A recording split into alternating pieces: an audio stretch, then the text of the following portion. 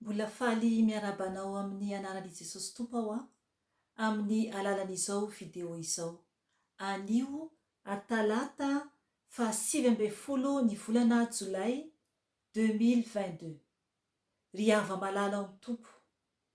Manasanao aho hiary vavaka amiko. Alohany izarako tenin'Andriamanitra foy ary ijoroako Vavolombelona avy eo ampaherezako anao ny amin'izay nataon'ny Tompo tamiko satria Andriamanitra dia miteny ary tsy mitsahatra izy mandra-pahatonga ny fahataperan'izao tontolo izao. Ary raha mitady azy isika amin'ny fontsika manontolo, isika tsiraray avy isam-batan'olona dia tena iaona aminy tokoa.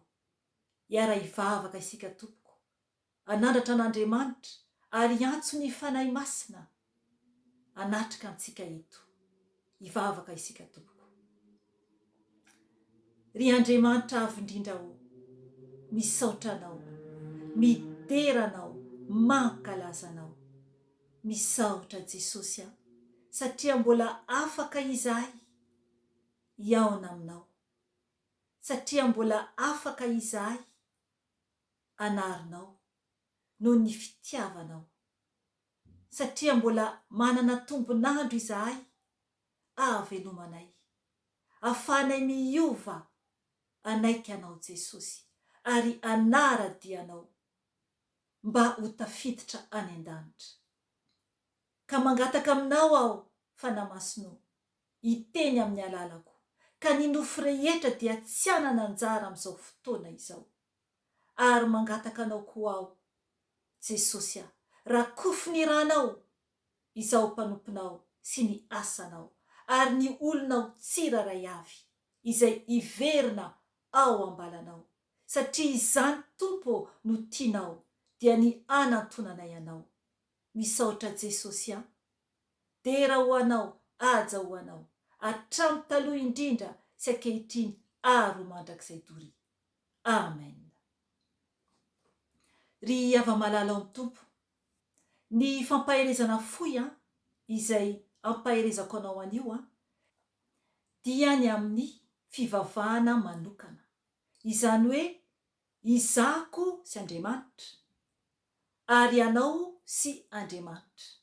Satria ry havana, rehefa mivavaka amin'Andriamanitra isika dia tena miainao antsika izy raha mivavaka amin'ny fanahy tokoa isika.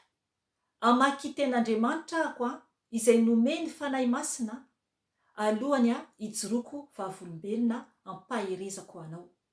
Ovakintsika ny ao amin'ny Tantara 2 toko 7 ny 12 ka hatramin'ny 4 ihany.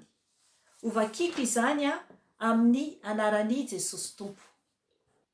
No ny alina dia niseho tamin'ny Solomona ny Tompo, ka niteny taminy hoe, efa reko ny vavaka nataonao, ary efa nofidiko ahy ity toerana ity, ho trano fanolorana fanatitra.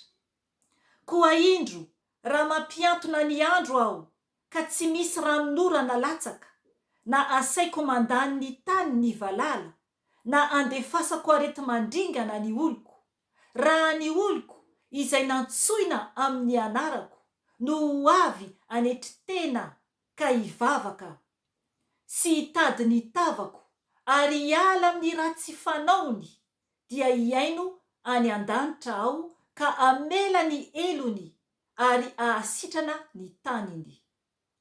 Ary izao dia hihiratra ny masoko ary ny sofiko dia hiaino ny vavaka izay atao amin'ity toerana ity. Fa efa nofidiko sy no hamasiniko ity trano ity mba hitoeran'ny anarako mandrakizay, ary ny masoko sy ny foko dia ho aho mandrakariva. Amen. Ry havana, io tenin'Andriamanitra ray dia ovakintsika koa ao amin'ny Korotiana 1 toko 9 andininy 7 ka hatramin'ny 20 ihany. Korotiana 1 toko fahenina andin'ny fahasivy folo ka hatramin'ny 20 ihany. Ovakiko izany amin'ny anaran'i Jesosy Tompo. Ahoana ary moa tsy fantatrareo fa ny tenanareo dia tempolin'ny Fanahy Masina izay ao anatinareo sady efa azonareo tamin'Andriamanitra. Koa tsy tompon'ny tenanareo ianareo fa olom-boavidy ianareo, koa mankalaza an'Andriamanitra amin'ny tenanareo. Amen. Dia ovakintsika farany ny ao amin'ny Malakia toko 1 andininy 4 amin'ny tapany 1 ihany. Malakia toko 1 ny andininy 4 dia tapany 1 ihany no ovakintsika. Ovakiko izany amin'ny anaran'i Jesosy Tompo. Ny zanaka dia manaja ny rainy, ary ny mpanompo dia manaja ny tompony. Koa raha ray aho, aiza ary izay mba hajako, ary raha tompo aho, aiza izay tahotray, hoy Andriamanitra tompony izao rehetra izao. Amen. Ry havana, ny teny rehetra ato anaty Baiboly dia mivantana amintsika tsiraray avy. Amintsika tsiraray avy. Satria tenin'Andriamanitra, izany hoe izy mihitsy no miteny amintsika, mananatra antsika, manavao antsika, manamboatra antsika, ary mampahery antsika, ary tiany isika tsiraray avy tena anao zay tiany, fa tsy izay tiantsika. Mety hiteny ianao hoe ahoana no hatanterahako izany? Ry havana, tanteraka antsika ny sitrapon'Andriamanitra rehefa mandeha araka ny fanahin'Andriamanitra isika. Fa raha mbola tia ota isika, raha mbola manaiky ny ota isika mitoetra ao anatitsika, dia tsy ahatanteraka ny sitrapon'Andriamanitra mihitsy isika. Satria ry havana, izahako no ambarako, izahako toy izany taloha. Satria ry havana, fijoroana Vavolombelona no ataoko eto amin'ny video na audio io na hita toy izao, ny amin'ny tenako sy ny amin'ny ankohonako, hoy aho tamin'ny video teo aloha. Satria ny fahagagana, ny fahatsarana nataon'Andriamanitra tamin'ny fiainako dia tsy takatro everina, tsy takatro everina. Fa teo aloha aho dia tena any Satana, satria tsy nanaraka ny tenin'Andriamanitra. Fa nanao izay tiako atao. Nieritreritra hoe kristianina teo aloha, hoe mivavaka, fa tena nandainga teo anatrehan'Andriamanitra ako. Fa no tonga ny fotoana nampahafantariny ahy fa mpanota aho ary tsy hiditra ny fanjakan'ny lanitra raha mbola manao vazivazy ny amin'ny fanaiko. Dia teo aho no niala tanteraka ary tsy nanaiky intsony ho andevozin'ny Satana. Fa ankehitriny ako dia mijoro eo anatrehan'izao tontolo izao fa any Jesosy ary joro aho mandra-pialako ety ambonin'ny tany. Satria ny fitiavan'i Jesosy ahy, ny soa nataony rehetra tamiko dia tsy takatra everina. Ary tena hoe rehefa ao aminy isika, rehefa manaiky izay ataon'Andriamanitra isika, rehefa manaiky ny didin'Andriamanitra isika, dia ho hitantsika, ho hitanao fa tena maivana ny entana omen'Andriamanitra antsika. Ary tsara ny didiny, tsy hanome zavatra zay tsy zakantsika izy. Fa isika no manohatra ny teniny anaty Baiboly sy ny didiny dia izay no mahatonga antsika lasa malahelo. Satria hitsakitsahan'ny Satana ny tenantsika ho potipoteny ho ariny any amin'ny elo, ary mbola ho ampijaliany any mandrakizay, raha tsy miverina tanteraka amin'Andriamanitra isika. Ny voalohany indrindra ry havana dia ny fanetretena. Ny fanetretena eo ambany tana maherin'Andriamanitra, eo atongotry Jesosy. Rehefa ny tenantsika tsy raray avy no tena hoe tsisy dikany ao Andriamanitra. Zava-poana ao Andriamanitra, ho lasa vovoka ao Andriamanitra, ka inty aho ho eo an-tongotra ao. Anaiky anao, anaiky izay sitraka ao rehetra na hatramin'ny fahafatesana aza, dia inty aho mibebaka eo anatrehanao, dia tonga Jesosy. Ary tena iaona aminy ianao, tahaka niny iaonako taminy rehefa tena misaraka manao divorsa amin'izao tontolo izao. Ny olona ankahalanao, ny olona hialanao, izao tontolo izao ankahalanao, na ny avanao ary, fa Jesosy dia eo foana. Ary ho feno fahasambarana foana ny fiainanao. Ry havana, ny tenin'Andriamanitra izay novakiantsika teo dia manambara ny amin'ny Solomona tamin'izy nanao trano ho an'Andriamanitra. Io tantara io no nomeny tompo ahy tamin'ny Fanahy Masina nananatra ahy tany amin'ny vakansy. Vao 2 herinandro lasa izay. Satria ry havana, nisy antony ho tantaraiko rehefa avy eo. Ny tenin'Andriamanitra eto dia niseho tamin'ny Solomona ny tompo ka niteny taminy hoe efa reko ny vavaka nataonao. Ary efa nofidiko ahy ity toerana ity ho trano fanolorana fanatitra. Amen. Tamin'izany fotoana izany ry havana dia ny trano no teneny tenin'Andriamanitra. Fa isika ankehitriny tsy ny trano bâtiment intsony, fa ny tenantsika tsiraray avy. Izay no natonga ahy namaky tao amin'ny Kôrôtianina 1:9 teo, izay nanambara marimarina kokoa. Averiko vakina kely amin'ny anaran'i Jesosy Tompo. Ahoana ary moa tsy fantatrareo fa ny tenanareo dia tempolin'ny Fanahy Masina izay ao anatinareo sady efa azonareo tamin'Andriamanitra. Amen. Ny tenantsika tsiraray avy no tempolin'Andriamanitra. Ny tenantsika tato amin'ny tantara faharoa dia ny tempoly trano no niteneny tenin'Andriamanitra.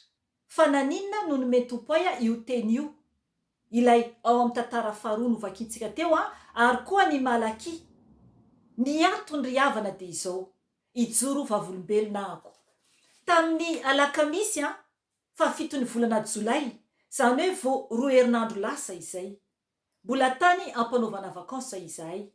Ny toerana nandehananay dia kely zany ny efitrano nisy anay satria studio zany no nofainay. Izay nefa efa mianaka.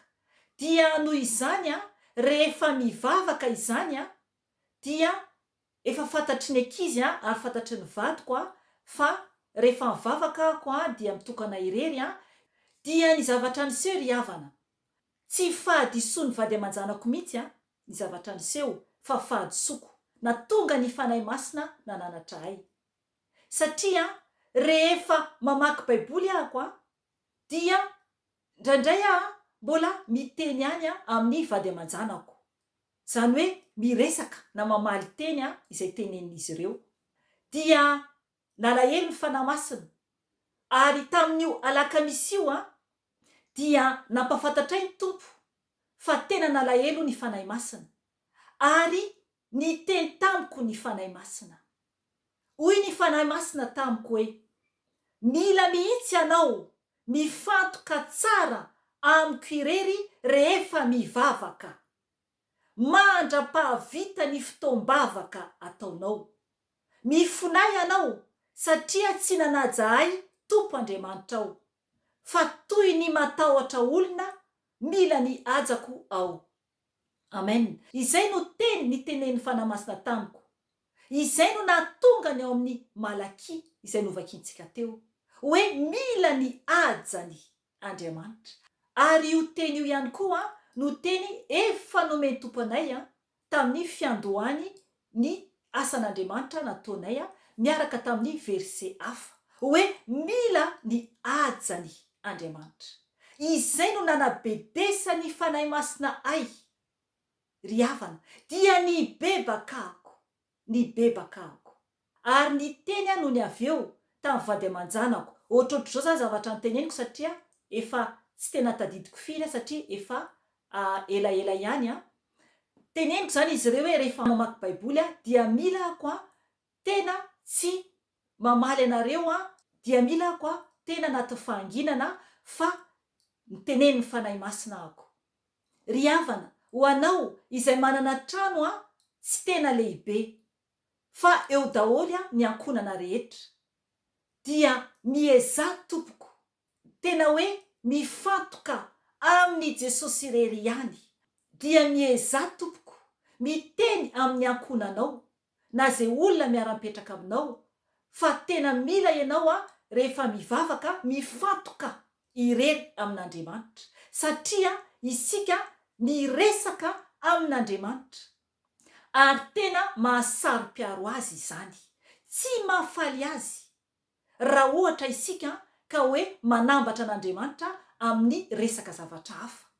Ohatra hoe olona anankiroa miresaka dia tsy miaino an'ilay olona anankiray hafa kory isika eo aloha fa mandeha mbola miresaka amin'olona hafa avisy havanana. Ohatr'izay zany ny zavatra tsy eken'Andriamanitra satria izy dia tena Andriamanitra saro-piaro ary Andriamanitra be fitiavana. Ry havana, raha tena tsy hitanao zay atao, afaka ianao maka vovo atao anaty sofina mba tsy hainonao ny kotaba satria ny toerana misy anao mety hoe akaikin'ny tsena na hoe akaikina autoroute na hoe akaikina arabe be dia be olona mandalo na tomobila mandalo dia mila ianao anatin'ny fahanginana ho an'i Jesosy. Manaraka an'izay fijoroana Vavolombelona anankiray hafa nasain'ny Fanahy Masina ho zaray koa anio momba ny vavaka ihany. Raha ny vavaka indray andro ry havana dia tamin'ny fotoana io zany nanao saron-doha ako, zany hoe voanendoha zany tsy ela zany ny fotoana na ny raha tompo ahy manomboka manao saron-doha rehefa mihaona aminy satria ao anatin'ny faminaniana ary koa maro ny teny zay omeny dia naseho an-tompo ahy tao anatin'ny nofo zany hoe mila manao saron-doha ary ny teny koa efa mazava raha teo ny ao amin'ny tenin'Andriamanitra ny amin'ny vehivavy. Ao amin'ny Korotiana voalohany ihany koa izany afaka vakinao toko 1:15 dia tamin'izay fotoana zay zany ry havana dia nandoalika ako ny vavaka manao saron-doha dia tsy haiko izay nahazo ahy fa teo ampandolena ny vavaka ako vao nanomboka ny vavaka zany tsy mbola ela kory dia niditra tao amin'ny chambre zany ny vadiko, tonga dia nitsoahako ilay saron-doha satria niawatra be ako hoe ho hitan'ny vadiko manao saron-doha rehefa mivavaka. Ry havana, tonga dia niteny mafy be ahy ny Fanahy Masina, tsy tadidiko firy ny teneniny tamin'izany fa tena no tenen'ny Fanahy Masina mafy ako dia noho izany nangataka tamin'ny tompo tsy tadidiko firy intsony ilay teneniko fa nangataka taminy ako mba tsy ataitra ny vadiko rehefa mivavaka ka manao saron-doha. Ry havana, no ny avy eo nasain'ny Fanahy Masina niteny tamin'ny vadiko dia niteny tamin'ny vadiko no ny avy eo hoe hitanao za rehefa mivavaka manao saron-doha tsy mampaninona anao ve ohatraohatra an'izay zany zavatra teneniko taminazy dia hoy ny vadiko miantso ahy, efa nahitanao manao saron-doha ozy izy. Ry havana, izay le fitiavan'Andriamanitra satria teo aloha dia tsy nanao saron-doha ako raha tsy indraindray mbola tao anatin'ny fijejejona ilay hoe manao plakazy avy manao volo manambomboatra vatana dia andeha amin'ny fety nandeha amin'ny mariazy nandeha fiaraha-misakafo dia izay no nahitany vadiko manao saron-doha tsy adiny firy akory ny andavanandro na ny hoe ny alina manao saron-doha satria ny maraina mila hoe tsara tany volo fa ity dia tena hoe mandoalika mivavaka amin'Andriamanitra mifanajana azy.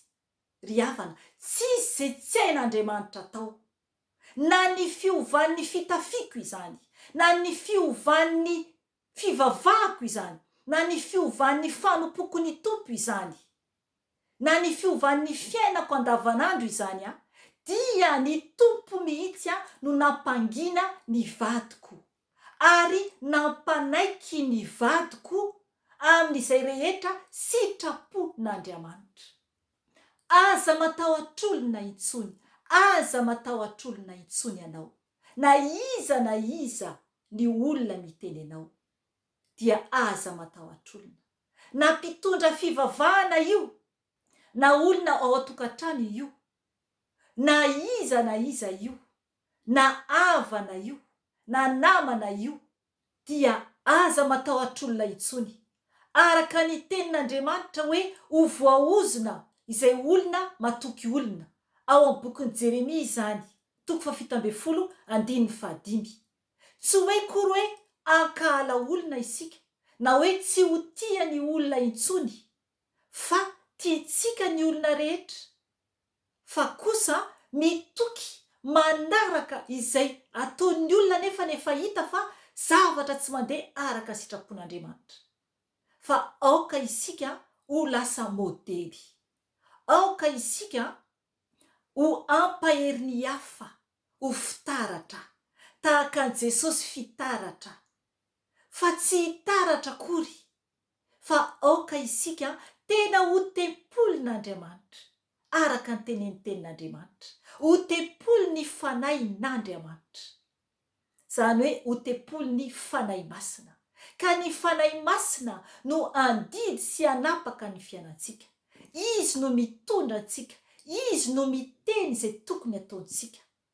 Na ny programa rehetra ary amin'ny fiainantsika, ny kely indrindra ka hatramin'ny lehibe indrindra amin'ny fiainantsika, dia ho hitanao raha tena ankatoan'Andriamanitra ianao, fa atsiaro fahasambarana, ary tena atsiaro fiovana lehibe ao amin'ny fiainanao, satria Andriamanitra dia tiantsika ary tiantsika anaja azy, satria izy no raintsika. Ry havana, oka ho tsapantsika, fa rehefa tonga ny fotoana hialantsika eto ambon'ity tany ity, dia hifanatrika amin'Andriamanitra izay naharentsika isika, hifanatrika amin'Andriamanitra izay naharentsika isika. Tsisy havana eo akaikintsika, tsisy mpitandrina fivavahana eo akaikintsika, tsisy olo-kafa, tsisy ny ankonantsika, tsisy fianakaviantsika, fa isika tsiraray avy no ahita an'Andriamanitra eo anoloantsika, eo anoloantsika. Dia inona no ambaranao amin'izany fotoana izany? Tsisy olo-kafa afaka ho sarongotontsika, fa rehefa lasa isika tsiraray avy dia iaona amin'ilay naharentsika, ka tonga amin'ilay teny hoe hifankahita ny mpanao sy ny natao. Isika no nataony, dia olona asan-tanana isika, ka vonina ve ianao tena iaona marina amin'Andriamanitra, satria tompoko, raha tsy vonina ianao ka tonga ny andro ahafatesanao, dia tsy iaona amin'Andriamanitra ianao, fa tonga dia Satana na ny anjeliny no hitsenanao eto ambon'ity tany ity, ary tonga dia hisintona anao any amin'ny hafobe. Fa rehefa andalo kosa Jesosy, ampiseho ny hafa ny hafobe, dia mety amin'izay ianao ny ahitan'i Jesosy, fa tsy afaka akory ianao na dia hoe anao na inona, fa fijaliana mahamay mandrakizay ao amin'ny farihy rehetra afo, raha tsy mibebaka isika, raha tsy miverina amin'Andriamanitra isika. Ry havana, tsisy tia ho any amin'ny elo, fa te hiditra lanitra daholo isika rehetra, fa mila isika nefany tena manolo tena tanteraka amin'ny tompo, sy manao izay sitrak'Andriamanitra, ary mankatoa azy, mankatoa ity teniny ity, ary miaino azy isan'andro, ary mandeha araka ny fahamarinana sy ny fahamasinana. Ry havana, hitsahatra ahako, raha misy ato mbola tsy nandray an' Jesosy ho tompo sy mpamonjy ny fiainany, raha vonina ianao dia aza miandry fa Jesosy dia eo anilanao ary iainao anao izy raha vonina hibebaka ianao ary ny anjely lanitra dia miaino sy eo anilantsika rehefa ao amin'i Jesosy isika ka mangataka anao aho andohalika raha afaka mandohalika ianao dia aoka ianao amerina izao teny izao fa iainao anao ny tompo dia ao arinan'izay nefany dia mila ianao mitady fiangonana ho atao batisa amin'ny rano ajoboka amin'ny anaran'i Jesosy Kristy avy any Nazareta dia lasa mpianatra Jesosy ianao satria nanaraka ny dian'i Jesosy izay natorony antsika ety ambony tany dia mijoro tsara manaraha azy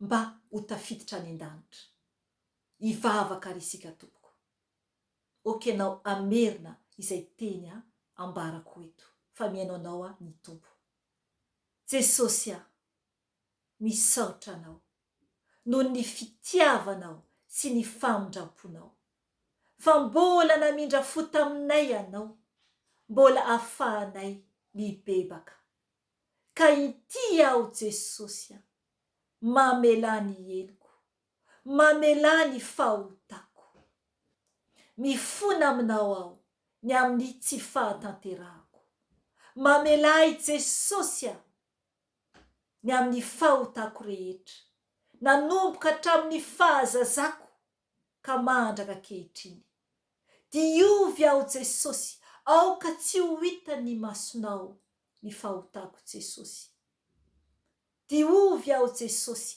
amin'ny ranao soa tompo malalo anio aho dia mandray anao aho ho tompoko sy ho mpamonjy ny fiainako midira ato am-poko Jesosy avozy aho ho olom-baovao fenoyanao aho Fanahy Masina tario amin'ny lalan'ny fahamarinana mandrakariva aho mba atanteraka ny fahamasinana ampianaro aho Fanahy Masina amboary aho Fanahy Masina Jesosy malalo soraty ao amin'ny boky fiainana ny anarako ka rehefa tonga ny fotoana ialako ety dia ho anisany ireo ondrinao aho misaotra Jesosy tera ho anao ka rehefa tonga ny fotoana ialako ety dia hiaona aminao aho ray malala aho ny aja ho anao ny voninahitra ho anao ny saotra ho anao hatramin'ny taloha indrindra sy ankehitriny ary ho mandrakizay tory misaotra tompo amen ry hava malala ao tompo mahereza mandrakariva fa efa kely sisa dia ho avy eny amin'ny raha alanitra Jesosy ampiakatra izay rehetra ny joro tsara ka ny aina tao anatin'ny fahamarinana sy ny fahamasinana tanteraka satria tompoko tsy misy mpanota tafiditra any an-danitra voninahitra ny ho an'Andriamanitra irery any veloma tompoko amen